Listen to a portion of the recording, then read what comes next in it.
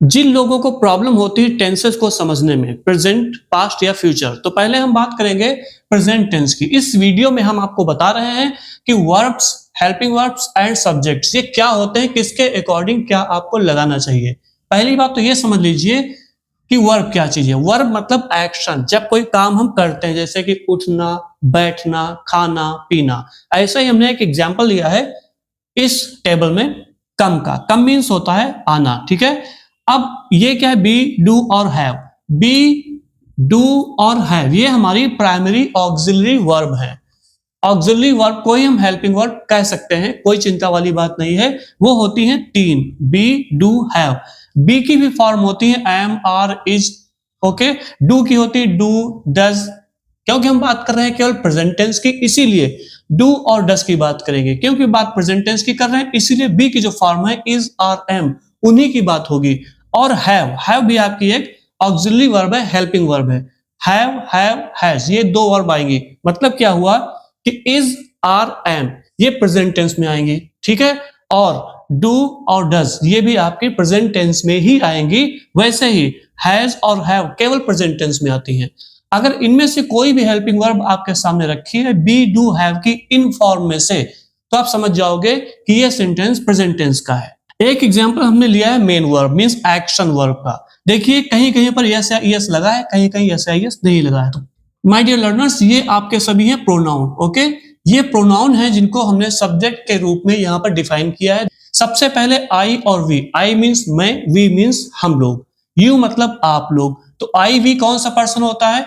आई और वी जो होते हैं वो होते हैं फर्स्ट पर्सन, ठीक है। जो सामने होगा सुनने वाला, जैसे आप या तुम लोग, आप लोग, सबके लिए इंग्लिश में यू ही लिखते हैं, तो ये आपका हो जाएगा सेकेंड पर्सन, ओके। आगे जितने भी जो कुछ लिखे हैं ही, शी, इट और दे, ये सभी आपके आते हैं थर्ड पर्सन में। हम यहां पर लिखे दे रहे हैं थर्ड, पी मतलब पर्सन, ओके। थर्ड पर्सन में भी सिंगुलर सब्जेक्ट होता है, मतलब एक वचन, वो है आपके ही, शी और इट। थर्ड पर्सन में भी आपका एक प्लूरल होता है, वो है आपका दे। इसको अगर हम अलग कर देते हैं यहां से, तो सेकंड पर्सन में केवल अकेला यू आता है, चाहे एक हो चाहे एक से ज्यादा हो, यू का ही यूज करते हैं। फर्स्ट पर्सन में दो आते हैं, आई और वी। अब देखिए बी जो है उसकी फॉर्म जो है इज, आर, एम, ठीक। वाज वर्ब भी होती है, वो पास्ट टेंस में हम आपको समझा देंगे, कोई मुश्किल काम नहीं। देखिए आई के साथ एम आता है, रिजर्व्ड है ये, आई के साथ एम आएगा। एम और कहीं किसी के साथ नहीं जाएगा, चाहे ऐसे देखिए चाहे सब्जेक्ट के अकॉर्डिंग आप देख लीजिए। फिर बात आती है आर की। आर कहां कहां लगता है? आर वहां लगेगा जो भी प्लूरल सब्जेक्ट होंगे। आर कहां लगा है? फर्स्ट पर्सन का प्लूरल, ठीक, सेकंड पर्सन का प्लूरल, और जो थर्ड पर्सन का है प्लूरल। तो क्या चीज हमने तीन बार बोली? प्लूरल। तीन बार में क्या लिखा? आर। तो प्लूरल के साथ आप क्या लगाओगे? प्रेजेंट टेंस में हेल्पिंग वर्ब आर लगेगी। और जो सिंगुलर होंगे, pure singular, he, she, it, उनके साथ आपने क्या देखा? इज लगा हुआ है। ये हो गई बी की फॉर्म का यूज प्रेजेंट टेंस में। डू देखिए इसी तरीके से डू की बात करेंगे तो यस या ईएस नहीं लगा है यहां पर, ठीक। तो यहां पर भी नहीं लगा, यहां पर भी नहीं लगा। तो फर्स्ट पर्सन में यस या ईएस नहीं लगाना है आपको, कोई भी हेल्पिंग वर्ब हो या कोई भी वर्ब हो। जैसे कम दिया है, कम मीन्स आना। डू प्लूरल है, नहीं लगा यस या ईएस। यू प्लूरल है, सेकंड पर्सन है, फिर भी नहीं लगा। प्लूरल यस या ईएस नहीं आया। फिर प्लूरल आता है थर्ड पर्सन, इसमें भी यस या ईएस नहीं आया। तो यस या ईएस डू में कब लगाओगे? प्रेजेंट टेंस में लगाओगे। पहली चीज तो ये हो गई। दूसरी चीज, डज का प्रयोग आप केवल सिंगुलर सब्जेक्ट में ही करते हो, बस, और कहीं नहीं करते हो। देखिए यहां पर आ गया, यहां पर इज लिखा हुआ है। अब अगर बात हम हैव की कर ले, तो देखिए आई के साथ हैव प्लूरल आ गया बिना यस या ईएस वाला।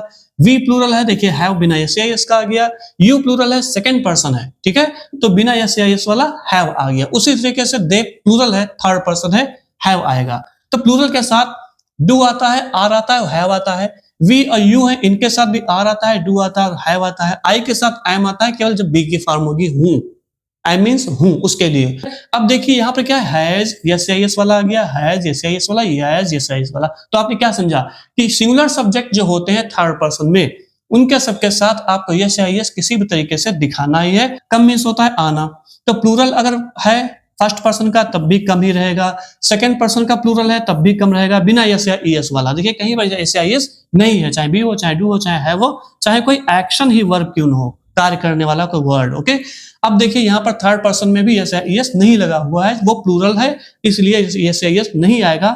एक्शन वर्ब हो चाहे कैसी भी वर्ब हो बिना यस यस का ही आता है। ठीक, जैसे थर्ड पर्सन का प्लूरल, सेकंड पर्सन का प्लूरल, फर्स्ट पर्सन का प्लूरल, प्लूरल के साथ किसी प्रकार की यस या यस का यूज नहीं करते हैं, चाहे वर्ब हो, देख लीजिए आप, चाहे कोई हेल्पिंग वर्ब हो। तो यस यस कहां लगाते हैं? सिर्फ सिंगुलर सब्जेक्ट के साथ, वो भी थर्ड पर्सन में, थर्ड पर्सन लगाते हैं, वो भी सिंगुलर सब्जेक्ट। अब देखिए यहां भी कम है तो यस या यस ऐड कर दिया गया, यहां भी यस यस ऐड कर दिया गया, यहां भी यस यस ऐड कर दिया गया। तो इस तरीके से आपने क्या सीखा कि प्रेजेंट टेंस में बी डू हैव की कौन सी फॉर्म्स लगती हैं, ठीक है, वर्ब कैसी लगाई जाती है, किस सब्जेक्ट के साथ क्या लगाना है, बहुत क्लियर, बहुत आसान है। पास्ट टेंस में थोड़ा सा समझना होगा, इसमें एक वर्ब कम हो जाती है, इसमें भी कम हो जाती है, इसमें भी कम हो जाती है, इसमें सब में चलेगी सेकंड फॉर्म, वो हम आपको आगे समझाने वाले हैं। वेट करिए हमारे नेक्स्ट वीडियो का, जल्दी मिलते हैं। Thank you very much.